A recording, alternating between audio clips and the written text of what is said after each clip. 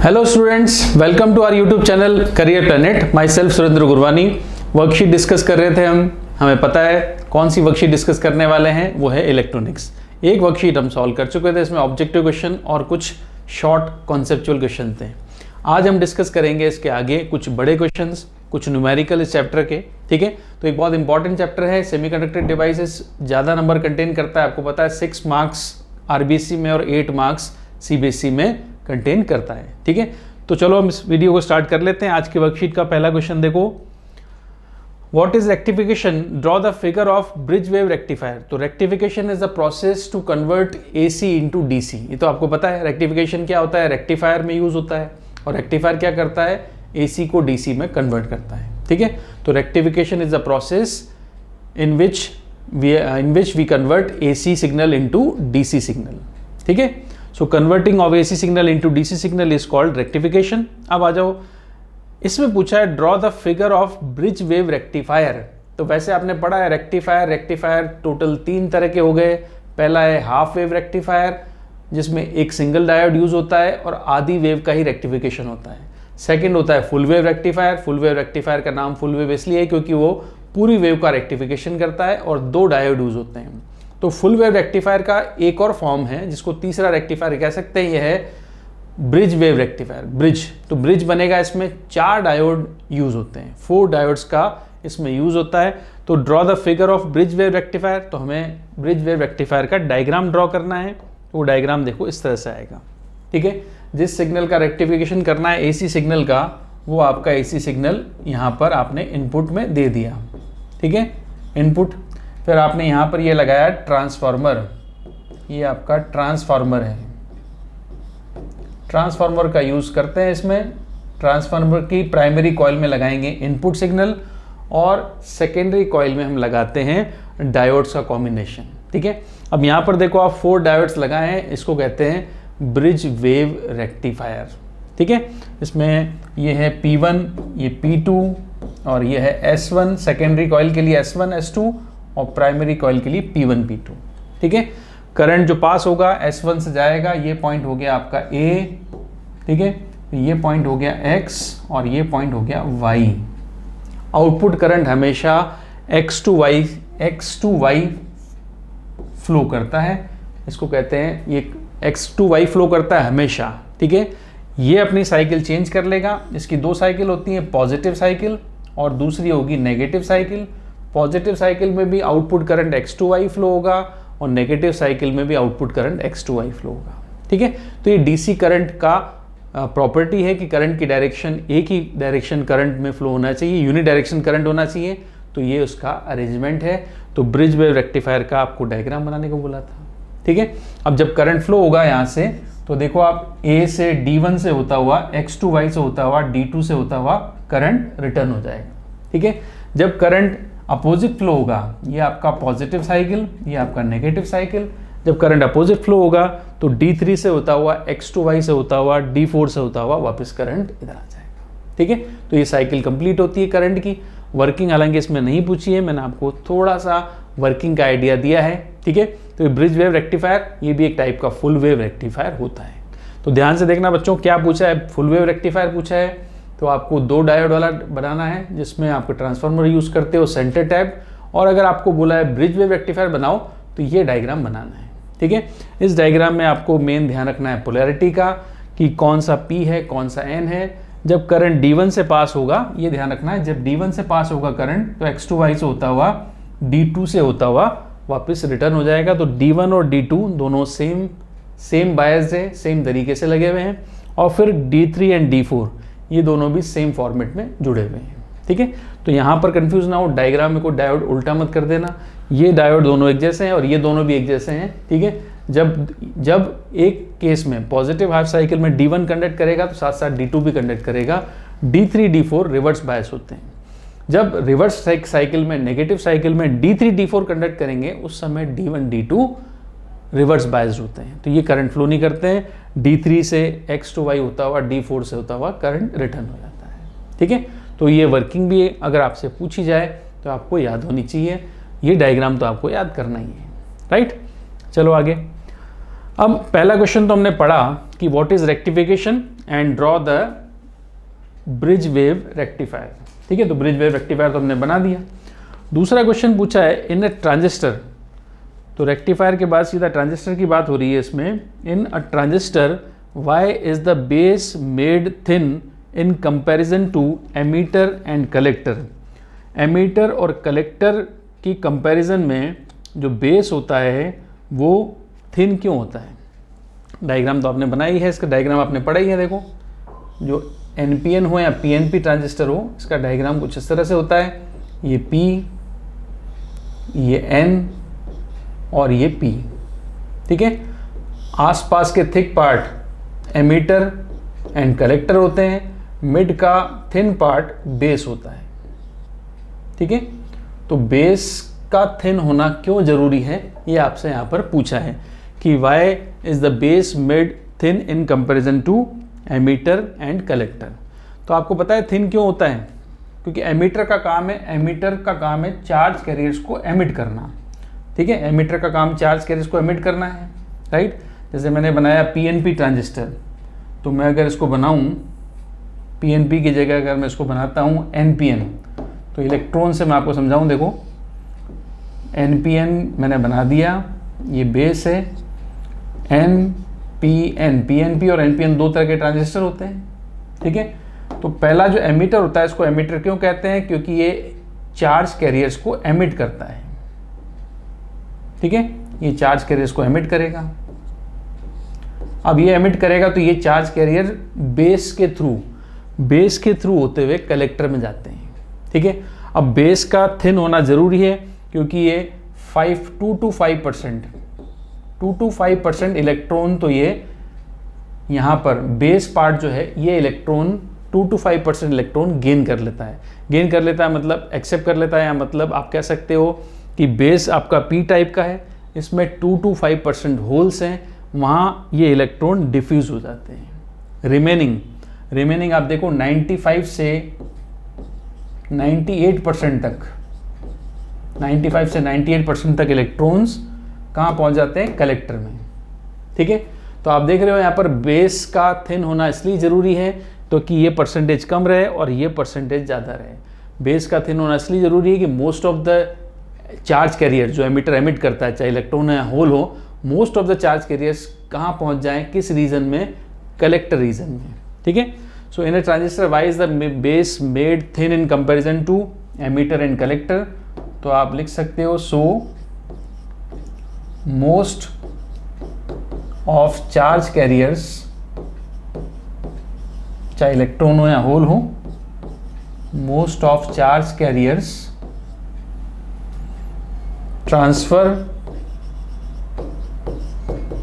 Transfer to collector reason.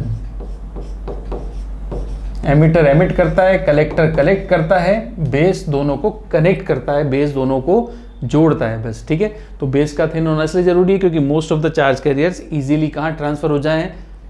Collector में। Clear?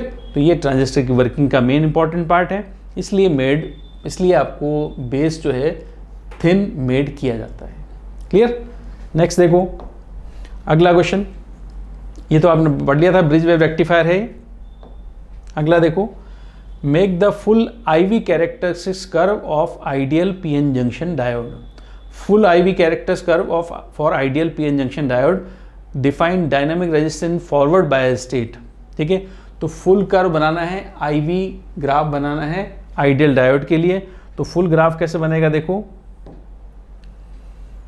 Characteristics curve आपने diode के बनाए। देखो, I और V के लिए ग्राफ बनाना है, ये I है, ये V है। ठीक है, ये फॉरवर्ड करंट तो प्लस V लगाएंगे, यहाँ पे आएगा रिवर्स करंट IR, तो यहाँ पर माइनस V लगाते हैं, अपोजिट V लगाते हैं। ठीक है, तो फॉरवर्ड बायस में ग्राफ कैसा बनता है? फॉरवर्ड बायस में ग्राफ इस तरह से बनता है और रिवर्स बायस में ग्राफ इस तरह से बनता है। ठीक है, फॉरवर्ड बायस में जब करंट इंक्रीज होना स्टार्ट होता है, इस वोल्टेज को बोलते हैं VK मतलब यहाँ पर क्या होता है? VK को क्या बोलते हैं? नी वोल्टेज। VK को बोलते हैं नी voltage. After this voltage current increases abruptly. और इधर आ जाओ, तो यहाँ पर इस वोल्टेज को बोलते हैं VB। VB is called breakdown voltage. ठीक है, तो ये तो सबने पढ़ा है, IV कैरेक्टर्स कर्व होते हैं डायोड के, राइट। अब आपको इसका डायनामिक रेजिस्टेंस को बताना है। अब डायनामिक रेजिस्टेंस में आपको बता दूं, रेजिस्टेंस दो टाइप के होते हैं। एक होता है स्टैटिक जो कांस्टेंट कहलाता है, एक होता है डायनामिक। डायनामिक का मतलब यहाँ पर ऐसा रेजिस्टेंस जो वेरी करता है। ठीक है, तो आपको दिख रहा है यहाँ पे रेजिस्टेंस वेरी कर रहा है, आपको दिख रहा है स्लोप जो है वो अलग अलग स्लोप आ रहा है, स्लोप आप देख रहे हो अलग अलग आ रहा है। तो IV ग्राफ का स्लोप रेजिस्टेंस के प्रोपोर्शनल होता है, रेजिस्टेंस पे डिपेंड करता है, आपको पता है। ठीक है, तो रेजिस्टेंस IV ग्राफ के स्लोप से निकाल सकते हैं, तो वो स्लोप यहाँ पर वेरी कर रहा है, that's why this resistance of diode is called dynamic resistance. ठीक है, और डायनामिक रेजिस्टेंस आपको निकालना है तो आप इजीली निकाल सकते हो। डायनामिक रेजिस्टेंस इसको आप लिखोगे RD से, dynamic resistance RD equals to आएगा delta V upon delta I। ठीक है, अब डेल्टा V आप ले लो, इसे डेल्टा V लेना है तो आपको इस तरह से लेना पड़ेगा डेल्टा V।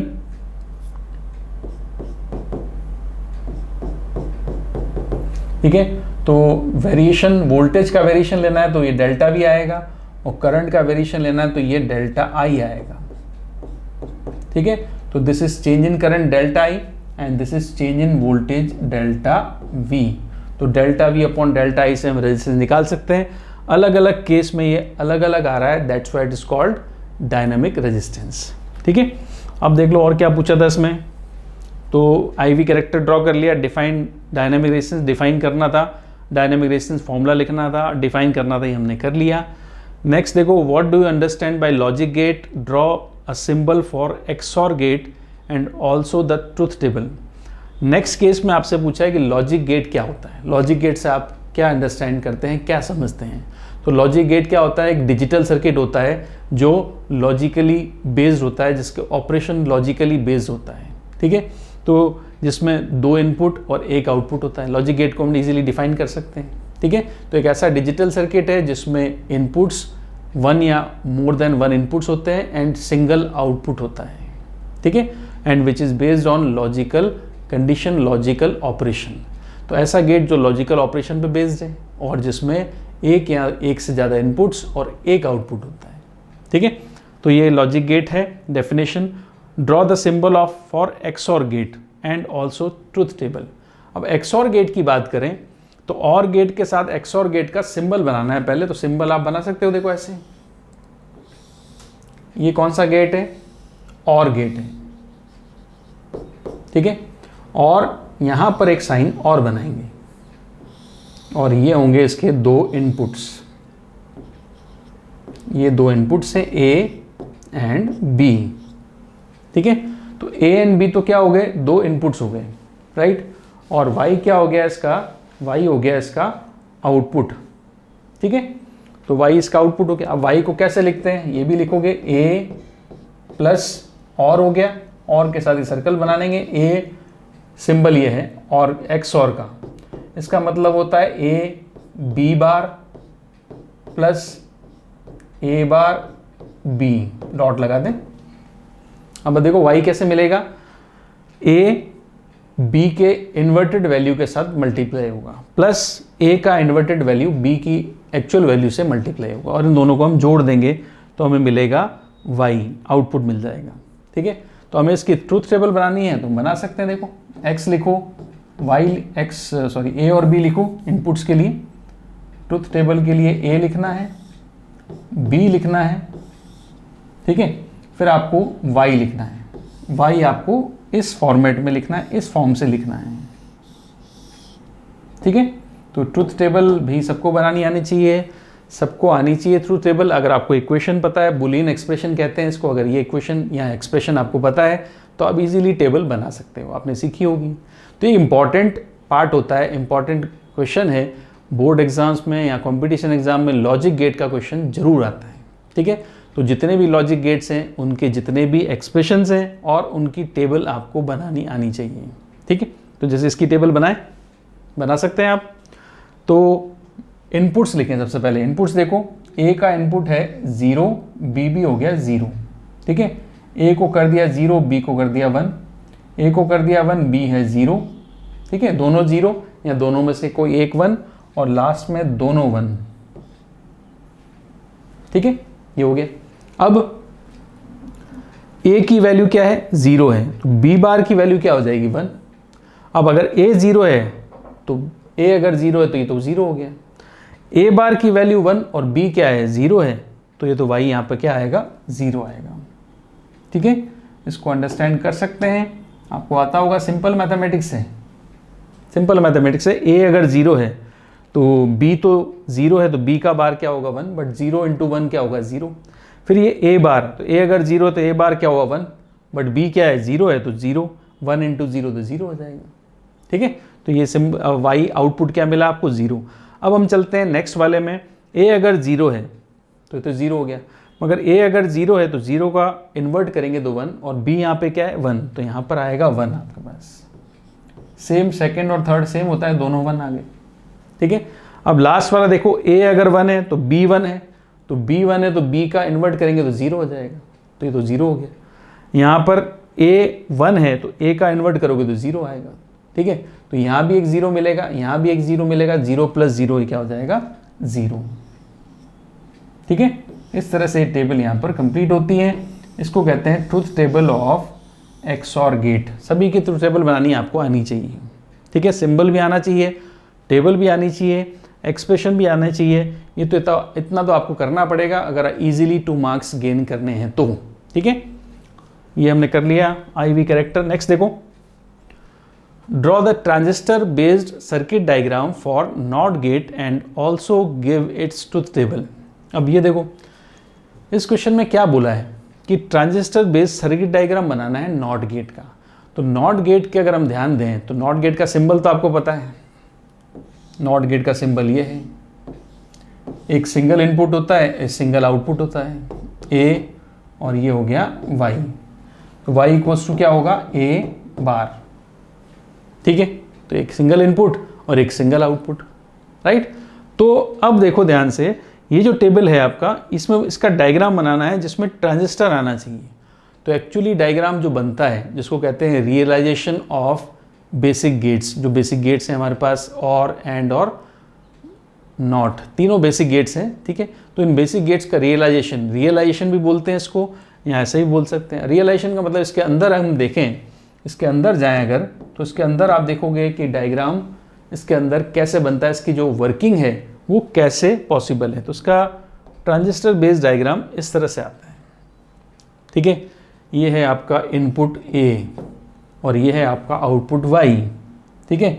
और अगर मैं गेट बनाऊं नॉट गेट, तो ये इस तरह से आता है, ये इस तरह से नॉट गेट हो गया, ये अब आपको दिख रहा होगा नॉट गेट, ये नॉट गेट है इस तरह से। तो ये आउटपुट है, ये इनपुट है ए, वो आउटपुट है। इसके अंदर आप ध्यान से देखो तो ट्रांजिस्टर है और ये सर्किट बना रखा है, ठीक है। तो ट्रांजिस्टर और सर्किट बना हुआ है। ये डायग्राम कंप्लीट, पूरा जो डायग्राम बनेगा वो इसके अंदर आएगा। कंप्लीट डायग्राम बनाना है हमें,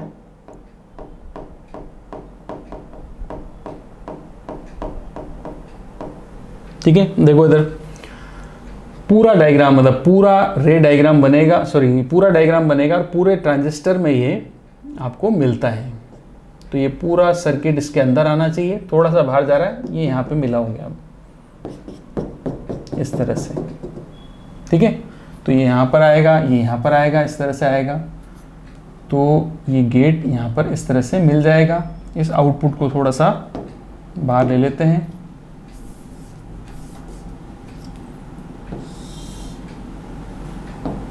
ठीक है।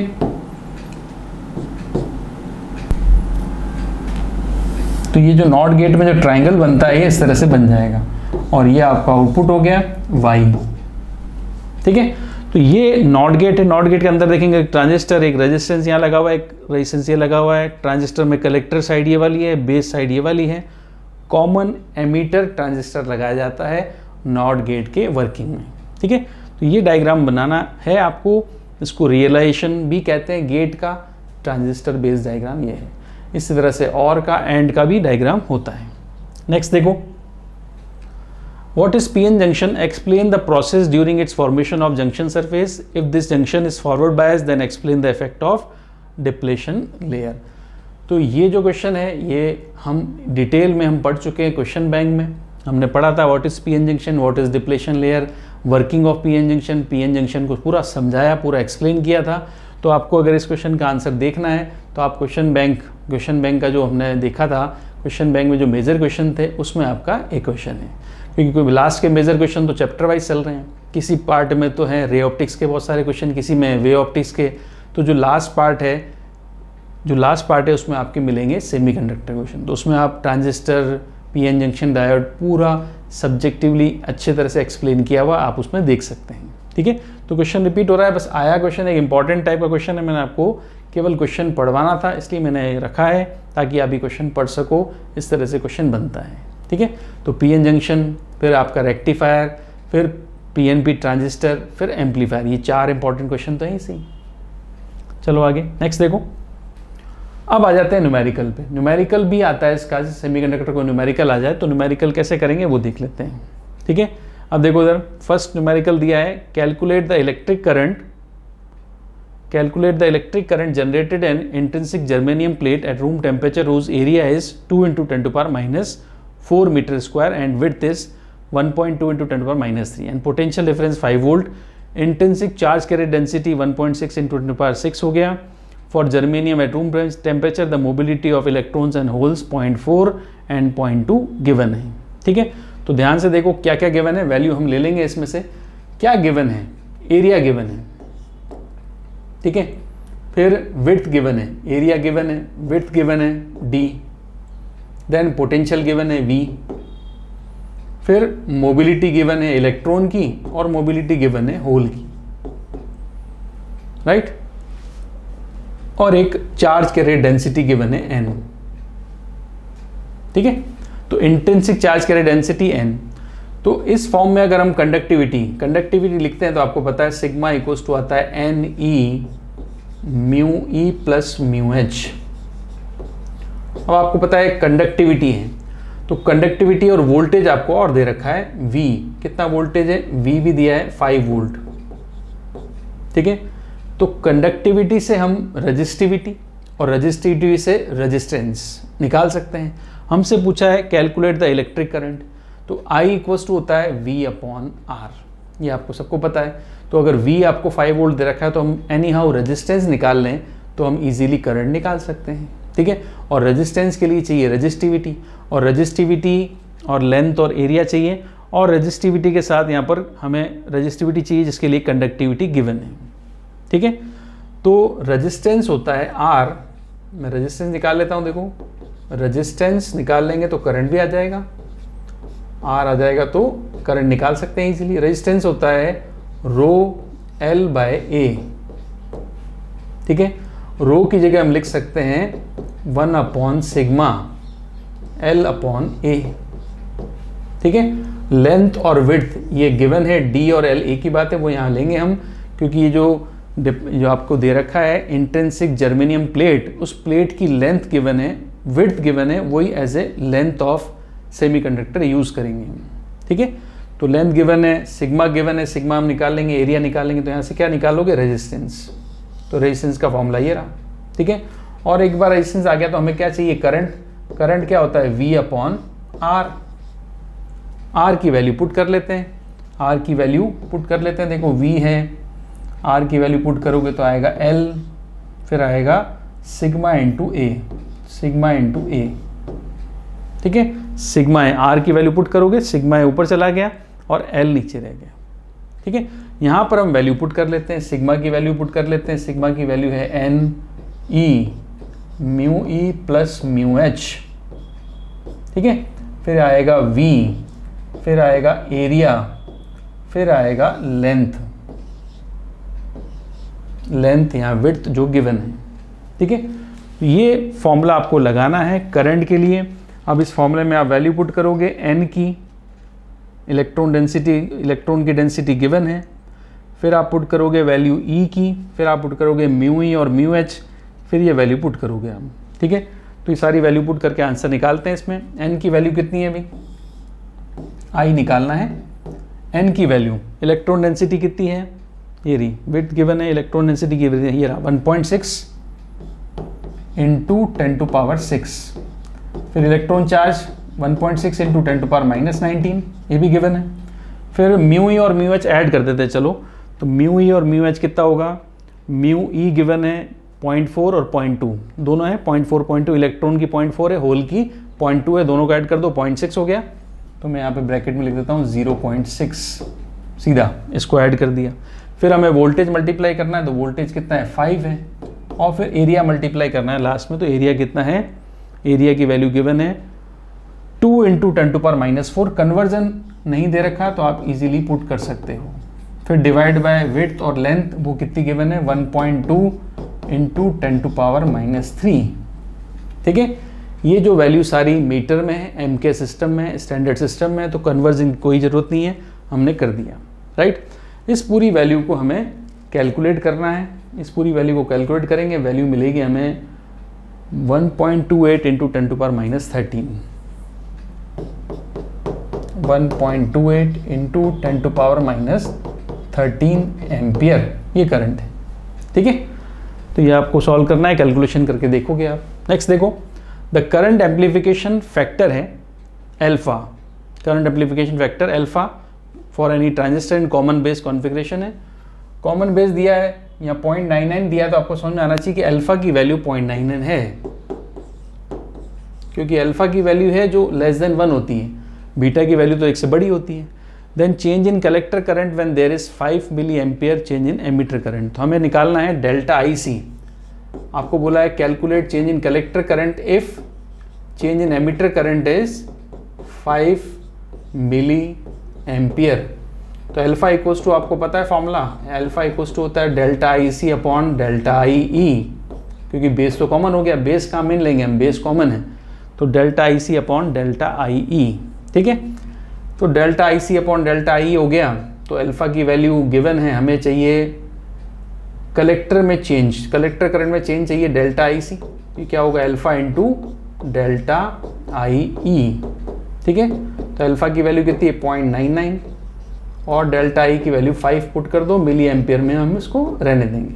ठीक है, तो 0.99 और हो गया 5 मल्टीप्लाई करेंगे तो ये आ जाएगा 4.95 मिली एम्पियर। ये कौन सा करंट मिला हमें, ये मिला चेंज इन कलेक्टर करंट। अगर एमीटर में करंट चेंज कितना है, एमीटर में चेंज इन करंट है आपका 5 मिली एम्पियर, तो एमीटर में करंट चेंज है 5 मिली एम्पियर, तो कलेक्टर में करंट चेंज आएगा 4.95 मिली एम्पियर। ठीक है, नेक्स्ट देखो, अब इसमें और क्या पूछा है, इसमें साथ साथ पूछा है what will be the change in base current also, तो इसके साथ साथ हमें बेस करंट भी निकालना है, तो बेस करंट हम निकाल सकते हैं। ठीक है, बेस करंट कलेक्टर करंट इनका क्या रिलेशन है आपस में, बेस करंट कलेक्टर करंट और एमीटर करंट। ठीक है, बेस एमीटर और कलेक्टर तीनों करंट का रिलेशन आपको पता है, तो तीनों करंट का रिलेशन आपको पता है। एमीटर करंट ही होता है दोनों करंट्स को प्रोड्यूस करने वाला, तो delta I C plus delta I B. अब चाहिए delta I B, base current में चेंज चाहिए, निकाल सकते हैं। क्या करना पड़ेगा, एमीटर करंट के चेंज में से कलेक्टर करंट का चेंज माइनस कर दें।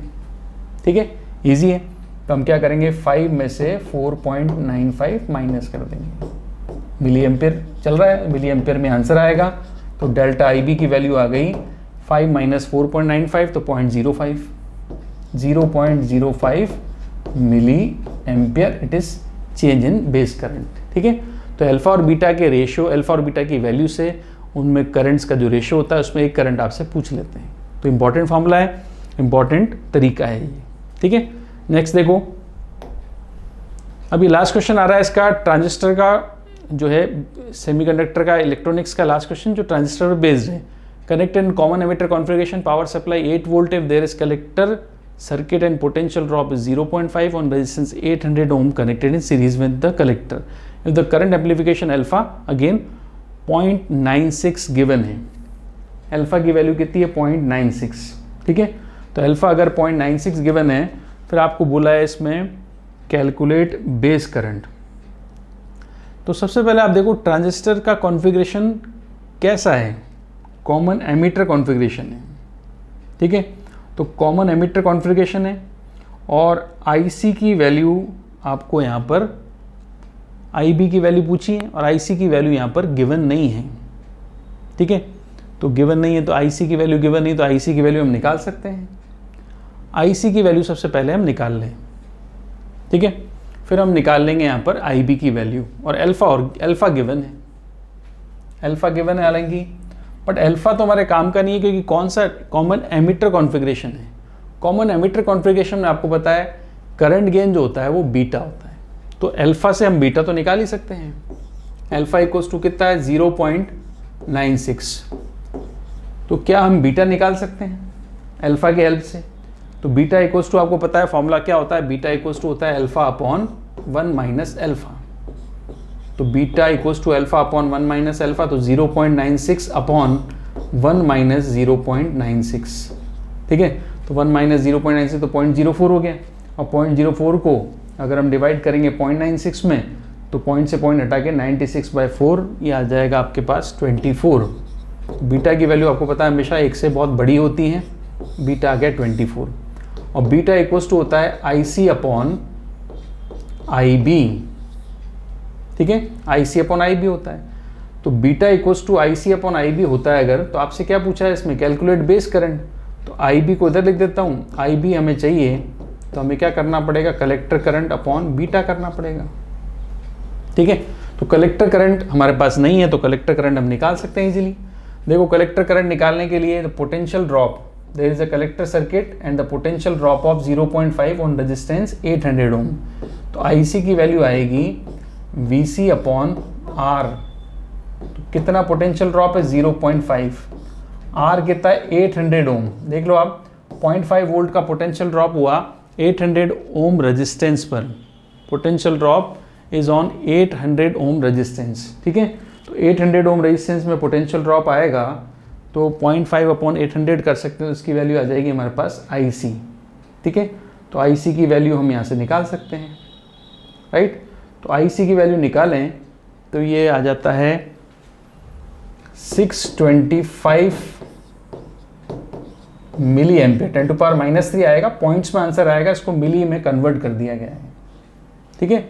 इसको आप सॉल्व करोगे तो 0.00625 आता है। 0.5 अपॉन 800 अगर हम करें तो 0.5 अपॉन 800 आ जाएगा 0.000625, जिसको मैंने लिख दिया 625 मिली एम्पियर, ठीक है। तो क्या आईसी मिल गया तो आईबी निकाल सकते हैं, उसका तो फॉर्मूला हमें पता है। तो आईबी का फॉर्मूला क्या होगा, आईसी अपॉन बीटा। तो आईसी की वैल्यू आपको पता लग गई 625 मिली एम्पियर, तो ये क्या हो जाएगा, इसमें डिवाइड कर देंगे हम बीटा को, ठीक है। तो आईबी को हम निकाल सकते हैं इजीली। देखो वापस फॉर्मूला लगाते हैं, आईबी इक्वल्स टू क्या होगा, आईसी है 625 मिली एम्पियर डिवाइड बाय 24। अब मिली एम्पियर है 24 से डिवाइड करेंगे तो और वैल्यू छोटी आ जाएगी, 625 डिवाइड बाय 24 कर दोगे आप तो ये हो जाएगा 0.026। तो बेस करंट की वैल्यू आ गई 0.026 मिली एम्पियर, ठीक है। तो इसको बेस करंट आपको पता है बहुत कम होता है, तो उसको मिली की जगह माइक्रो में कन्वर्ट करोगे तो आ जाएगा 26 माइक्रो एम्पियर, क्योंकि बेस करंट माइक्रो में लिखा जाता है, आपको पता है बहुत कम होता है, ठीक है। तो माइक्रो में और इसको लिखते हैं मिली में, ठीक है। तो इस तरह का न्यूमेरिकल आपको मिला, इसको हमने ऐसे सॉल्व किया। तो न्यूमेरिकल अगर आता है तो इस तरह से न्यूमेरिकल आपको करना है, ठीक है। तो आई होप आपको ये लेक्चर पसंद आया होगा। अगर आप पसंद आया हो तो आप इसको सब्सक्राइब करें, शेयर करें अपने फ्रेंड्स के साथ और लाइक करें। तो मिलते हैं नेक्स्ट वीडियो में। तो ट्रांजिस्टर वाला, सेमीकंडक्टर वाला तो हमारा लास्ट वीडियो है। अब मिलेंगे हम इसके बाद, एक लास्ट चैप्टर बचा है electromagnetic wave and communication. Communication और इलेक्ट्रोमैग्नेटिक वेव दोनों का कंबाइंड वर्कशीट हम सॉल्व करेंगे, ठीक है, लास्ट वीडियो में, लास्ट वर्कशीट्स में। क्लियर? सो पढ़ते रहिए, keep studying, chapter two chapter तैयार करते रहिए। अब हमारा शुरू होने वाला है लास्ट चैप्टर, ठीक है। Till then good bye.